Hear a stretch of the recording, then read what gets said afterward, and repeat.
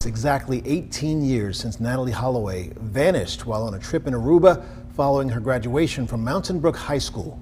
For people who lived in Mountain Brook at the time, they say it forever changed that close-knit community. WVTM 13's Chip Scarborough in Mountain Brook tonight, where people are hopeful the Holloway family will see justice one day soon.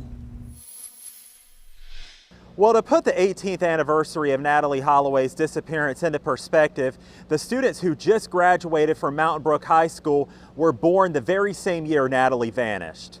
Well, it really hits home now. Tommy James is the parent of a senior who just graduated from Mountain Brook High School. He says it sadly brings back memories of what happened to Natalee Holloway right after she graduated from the very same school in 2005. This is a tight-knit community. It's a very tight-knit community. People come together at times of tragedy like this. I mean, I remember the yellow bows everywhere when she disappeared. Billy Pritchard has served on the Mountain Brook City Council for 23 years now. He says his son was just 1 year behind Natalee. Everybody was focused on trying to see if there's some way to find out what happened and whether she was safe.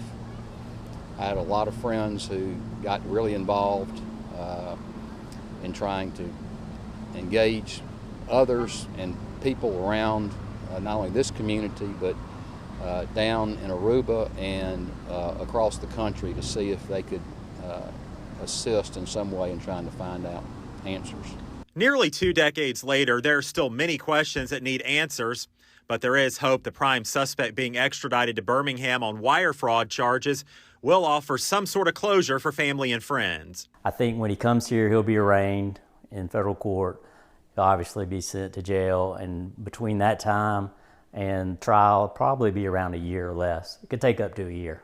One thing remains clear, though. Mountain Brook will never quite be the same again. There have been different protocols and different ways in which events like the trip that she went on are handled. People still keep the situation and what transpired at the forefront of their minds.